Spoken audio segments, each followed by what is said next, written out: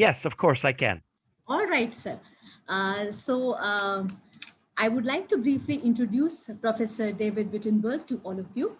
Professor David Wittenberg is a professor of entrepreneurial innovation at ISME, the Indian School of Management and Entrepreneurship, and ISDI, the Indian School of Design and Innovation. He has been delivering corporate training programs and consulting projects in design thinking, innovation strategy, and advanced thinking skills. He is an active contributor in the areas of mentoring and coaching entrepreneurs and training professors new pedagogical tools to teach more effectively. He is involved into designing leading edge curricula to prepare the next generation of Indian leaders. He has been the CEO of the Innovation Work Group, a visiting professor of business in Stanford University, and a management consultant in Wittenberg and Wittenberg for 27 years.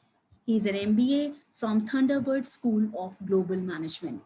It is our privilege to have you on this virtual forum today, sir. I request you to kindly address our participants. Over to you, sir. Thank you very much, Shikha ma'am. It's really nice, always to be nice back with I.T.S. Ghaziabad. I have fond memories of the many times I've visited and worked with your professors and also addressed your students. And I'm very honored and pleased to be back again. Thanks to Dr. Figueredo and thanks to Dr. Akiki. I didn't realize you're a Greek, Dr. Akiki. I couldn't tell, but then I checked your background. So, okay. Anyway, Yasu, it's great. It's great. And so students, I was given the topic of the conference, and I've decided to build this talk around that conference. So I wish we could interact a little bit more, but I'll try to make it as I always try to make two things happen during the time we share. First, I try to give you something of value. So please take something of value. And secondly, if you agree, I think we should have some fun. Okay, let's have some fun. Okay, first topic is how to win at cricket. The second one is how to win in the global economy. I only have 20 minutes, so I'm going to make it go quickly. I'm sure you want to know how Team India can win the World Cup. Wouldn't you like to know that? Well, we won in 2011. I remember going to a big big screen at a restaurant in Delhi when I was staying in Delhi and got to watch our men in blue win the World Cup. What a great day that was. I'm sure many of you remember it. You were young, but it was a big day. And maybe look what we did in the test in England recently. Took 3 out of 5 and took the test. And so maybe they say that England and India will be the two big days, the two big sides in the tournament this year. Possibly that India can win it again. But when you want to win, if you're Virat Kohli or anybody else on the team, you have to have these three elements. You have to have a good strategy with you. You have to equip your team with the right batsmen and the right bowlers and the right fielders. And then, most important of all, after you have the right strategy and the right equipment in your team, then you have to execute.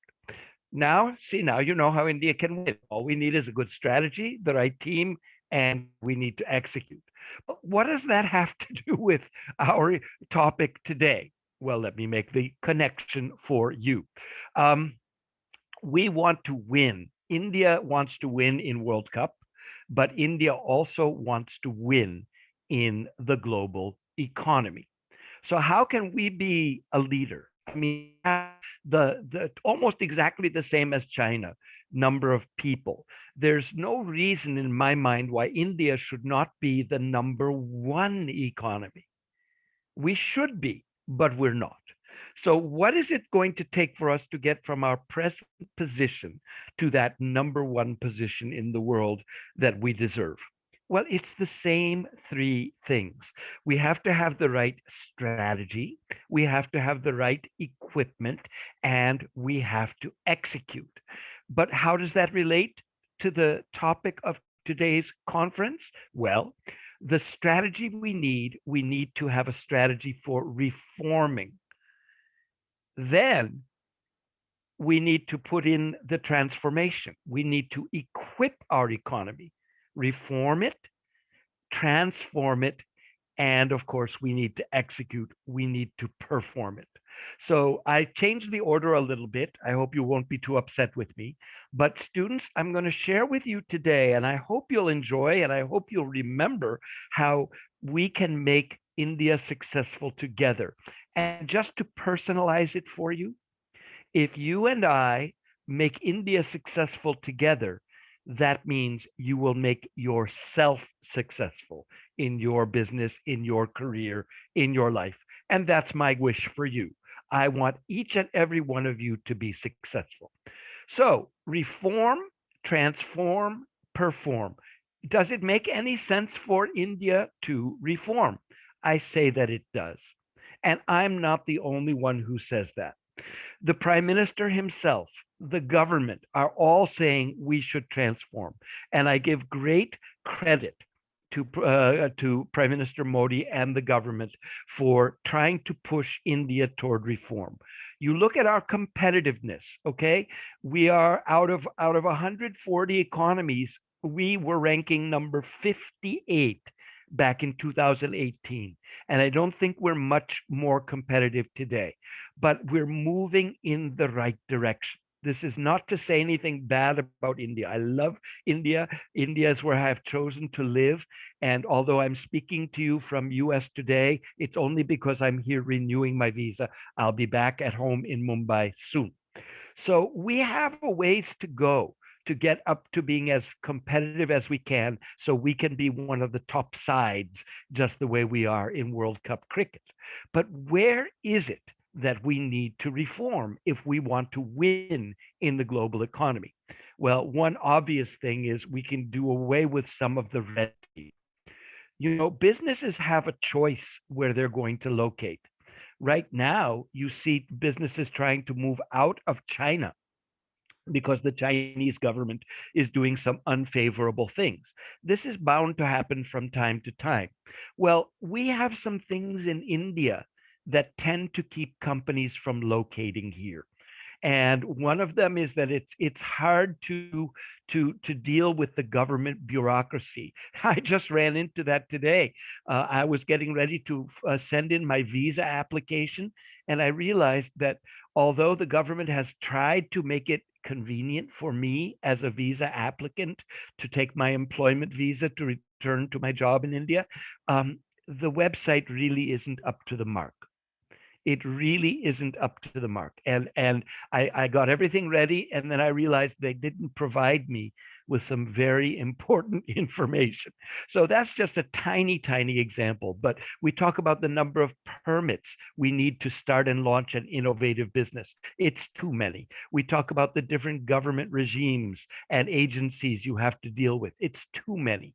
And it slows down our business success. It keeps us from winning this global tournament. Another thing that does that is protectionism. Okay.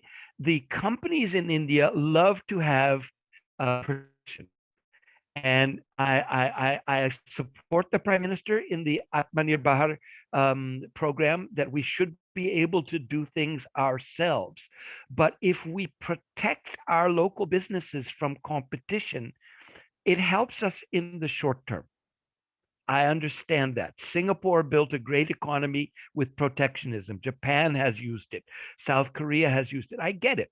But in the long term, it hurts because our businesses become not competitive. They never have that pressure to succeed. So if we're going to win in the global economy, I think the best thing for us is to let go of some of our protections. That's difficult. It's difficult for businesses, and it's also difficult for workers. Workers in India have a lot of legal protection.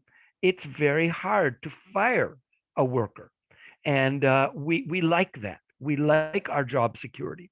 But all I'm saying is, if we want to grow, we might have to give up some of those protections. We might have to reform. If we bring our economy up to global standards in these areas of the way we govern and the way we protect, or better, don't protect our industry, Indian companies, I'm convinced, can handle it. We can survive in an environment with less protection, and we can let loose our business traditions and our business skills, and we can grow. So the strategy I'm recommending for India is to reform.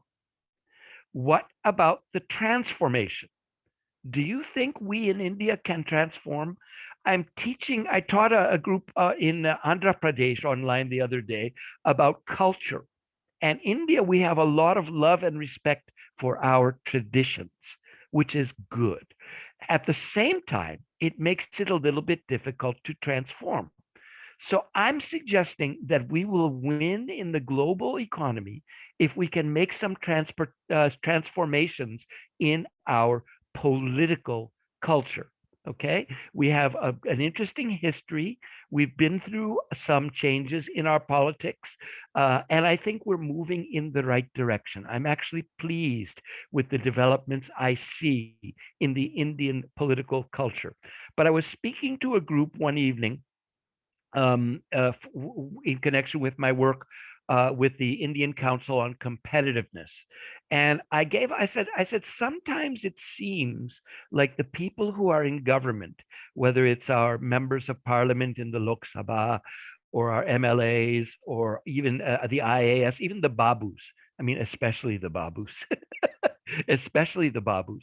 I said, but as the politicians, I said to this audience, I said, sometimes it seems like the reason they go into government is for themselves.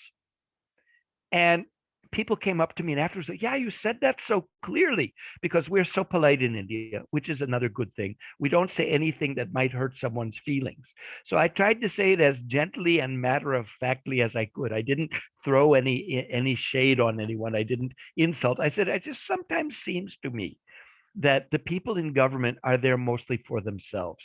Well, you may agree or not agree, but I think that a helpful transformation would be if the people who go to represent us and make our laws and run our government ministries out of Delhi and the state capitals, if they were working for the nation, not just for their party and not just for themselves.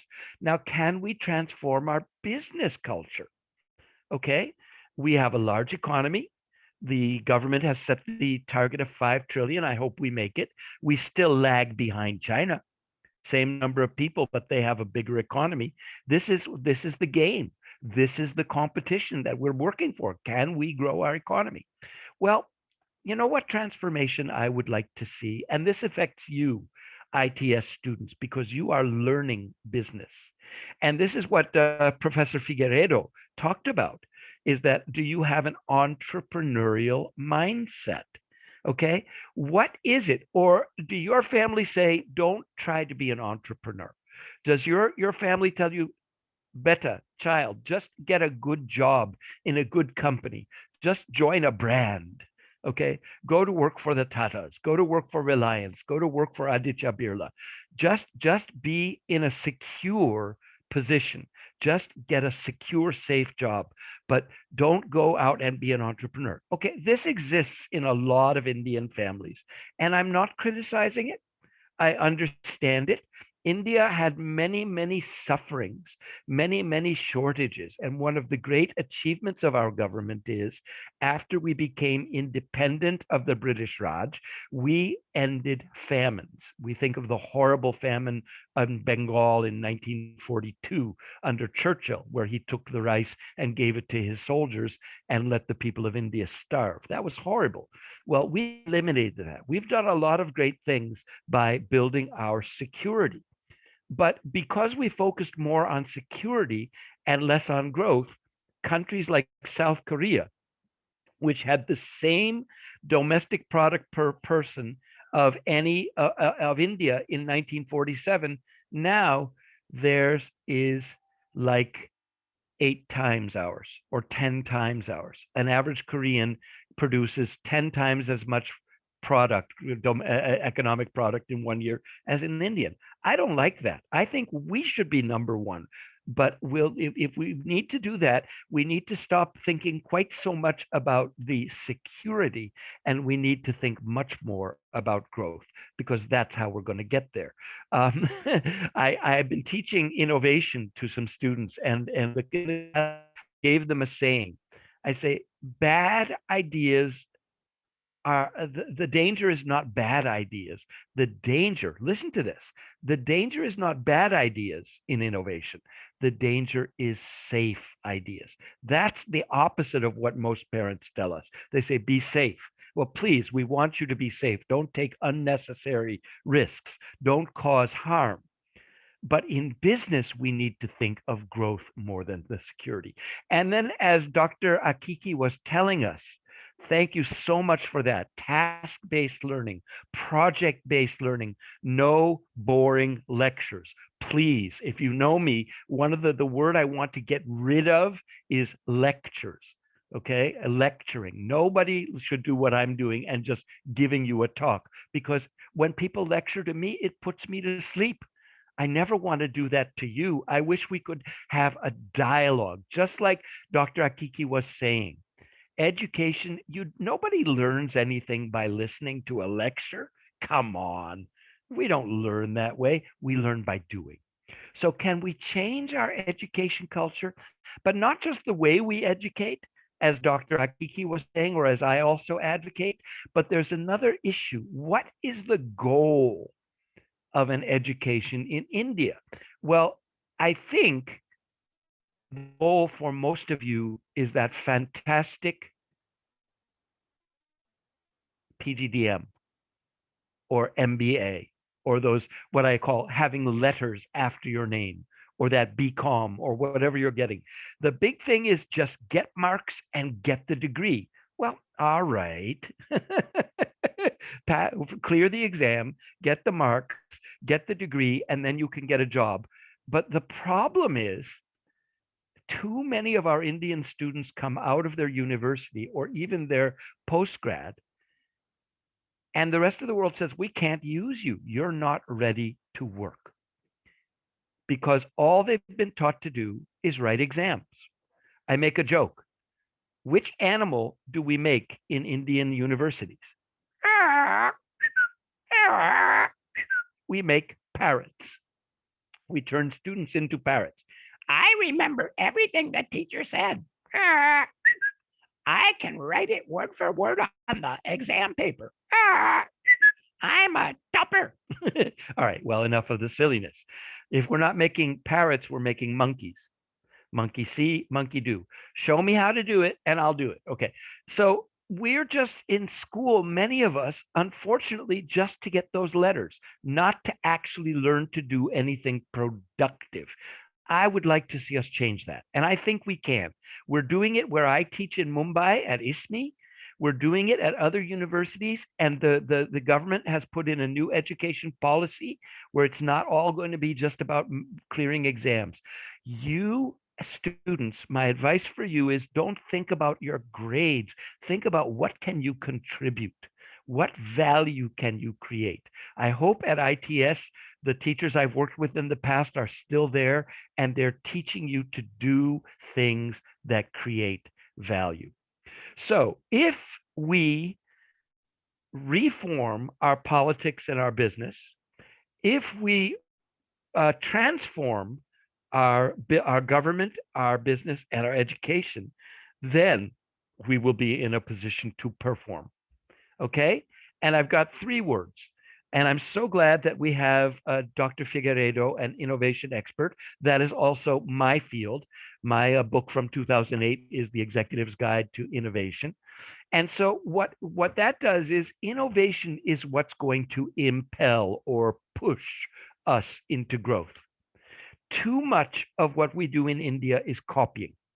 Like I said, the danger is the safe idea, doing what has already worked for someone else. That's not innovation, that's copying. All right. If we're going to be a growth economy, we've got to have innovation. And I've been saying it for the 13 years that I've lived in India, and I will keep saying it while I'm in India and anywhere else I go. We need innovation. We need to look in beyond our own Indian market, which is a big market. But why doesn't the rest of the world use Indian products? Why are all the products that are popular from countries like Japan, countries like America, countries like Estonia, small country where they invented Skype, countries like Israel, tiny country, 9 million people. Look how many patents and businesses they start. Why are we not like that? Okay, I'll let you decide why we're not, but don't let it stay that way.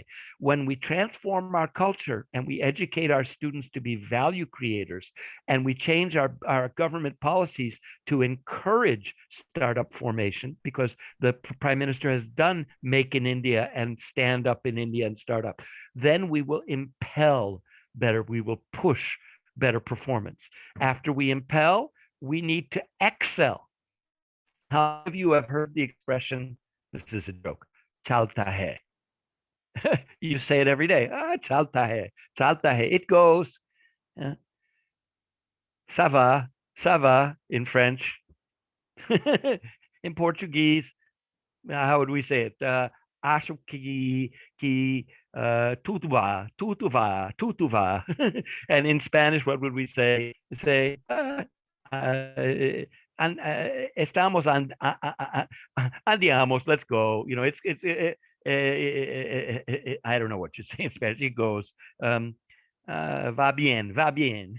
Okay, all right. So, but that's not good enough. That's not good enough. That'll get you a slow rate of growth. But that will not get you to the championship. If you want to win the World Cup, you've got to be excellent. So, students, in your own personal life and in your family businesses and in your corporate jobs, let's look not to say chalta hai, it's good enough. Chalega, it'll go. Okay. Let's look sabadiya chahiye. We want everything to be excellent. That's how we'll grow. And then finally, we will impel, we will excel. And one last thing we'll need to do, we'll have to get out from India and start selling all over the world so that our products will be the ones that people want to work. Just a little bit of a humorous touch here to remind you about being a good salesperson. Remember that guy? He was for our foreign guests. This was a character in a popular movie, Rocket Singh, the salesman of the year who was entrepreneurial and found a way to sell effectively. But it's just a friendly reminder that we can win. We can be the number one economy in the world someday if we're willing to reform, if we're willing to transform, and then if we perform. So thank you for your attention, and I hope you all do that, and we get a chance to see your success.